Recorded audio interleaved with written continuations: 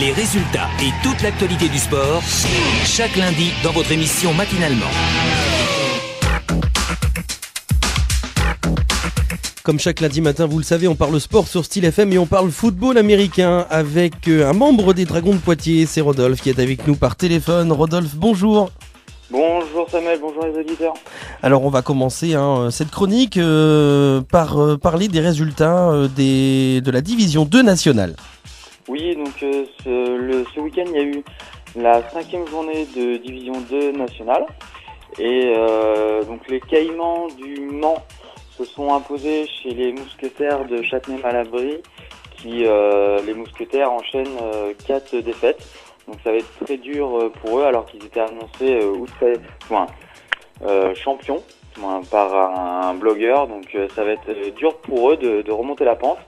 Les Corsaires ont accueilli les Léopards de Rouen et puis se sont inclinés 16-26. Donc les Léopards qui étaient promus l'année dernière continuent leur belle ascension. Donc une 3e victoire, ils sont premiers de leur poule en conférence Nord, division 2. Et les Molosses d'Asnières ont battu les Météores 32-16. Donc les Molosses qui se retrouvent juste derrière les Léopards au niveau de la poule. Les Pigargues de Troyes ont perdu face aux Spartiates d'Amiens. Spartiates qui sont eux premiers de la poule A.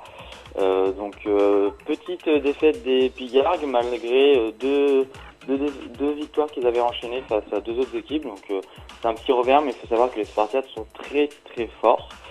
Et ça c'était dans la conférence Nord. Et dans la conférence Sud, Cannes, les Ironman de Cannes ont perdu 33-12 face à Saint-Etienne.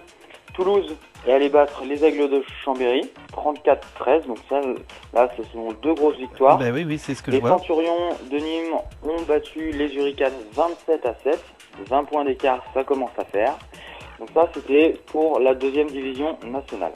Donc on va s'intéresser maintenant à la division 3. Alors, à la division 3, donc ça touche Poitiers du coup. Alors, petite anecdote, les Poitiers en pré-saison a fait un match contre Angers.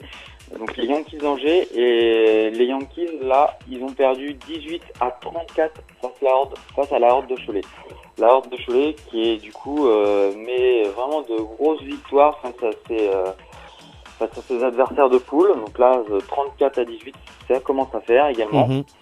Voilà pour la conférence Nord qui est plutôt intéressante. Et dans la conférence Sud, donc là où Poitiers joue, donc dans la poule de Poitiers, les Maraudeurs ont perdu face aux Lions de Bordeaux sur le score de 12-35. Donc belle victoire des Lions de Bordeaux qui confortent leur place de premier. À savoir que la phase retour a commencé le week-end dernier, voilà, hier. D'accord, donc les matchs retour ont débuté. Voilà, les matchs retour ont débuté et puis Poitiers a commencé en étant exempt. Donc ils n'ont pas joué le week-end dernier. Le prochain match, c'est quand pour les Dragons alors ? Le prochain match, c'est le 20 à Cahors, si je ne me trompe pas. D'accord, donc en déplacement, c'est à l'extérieur. Excuse-moi ? C'est à l'extérieur donc. Oui, c'est à l'extérieur, c'est ça. Il se déplace, le grand déplacement à Cahors. Alors on va s'intéresser maintenant aux résultats du championnat territorial U19.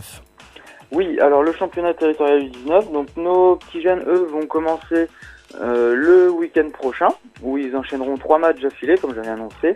Donc gros défi physique et puis de coaching pour l'ensemble du staff Dragon. Mais la journée, il y a eu également une journée hier.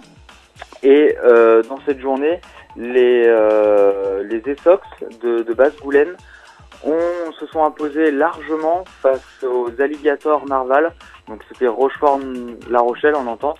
Donc les Essox se sont imposés 71-0. Oh la vache! Ouais, c'est ça. Oh la vache. Donc ça veut dire que les Essox ont une très belle équipe junior et ça va être très très dur à les battre. Et à savoir que la Horde de Cholet en junior est également dans notre poule et a battu les Essox de plus de 20 points également. Là c'est des scores assez difficiles pour les équipes qui perdent là. Oui, voilà, c'est des scores assez difficiles. Après, il faut savoir que les U19, on va dire, du Poitou-Charentes, c'est leur première inscription en championnat territorial. C'est une volonté de la Ligue Poitou-Charentes d'avoir voulu pousser les jeunes à, on va dire, à du plus haut niveau, donc être rattaché à la fédération et ne pas rester au niveau régional. Donc là, on voit que les équipes U19 du Poitou-Charentes vont se confronter à de belles équipes qui ont sûrement plus l'habitude de jouer à un plus haut niveau. Donc ça va être beaucoup d'apprentissage. C'est pour ça que nos petits jeunes là qui vont enchaîner les 3 matchs, ça va être dur pour eux. Voilà. Eh bien, on leur souhaite bon courage et bonne chance surtout. Également, c'est ça. Alors pour conclure, tu vas nous parler donc de l'axe majeur de développement pour la section U16 concernant la saison 2016-2017. Oui, donc pour la saison 2015-2016, la fédération a mis en place un fonds de développement sur différents sujets auxquels elle peut aider. Et nous avons, en concertation avec tout le bureau et puis tout le conseil d'administration, on a voulu centrer notre action 2015-2016 sur le développement et la promotion de la section U16. Donc c'est-à-dire c'est les 13-16 ans. C'est juste en dessous de la catégorie des U19, à savoir que cette année, on a eu une sorte de boom en termes de licence U16 et on espère continuer dans cette démarche-là pour avoir encore plus de U16 et puis pour pouvoir proposer des déplacements et plus de matchs, les inscrire en championnat la saison suivante. Donc nous avons prétendu à ce fonds de développement et on espère avoir une réponse positive pour pouvoir toucher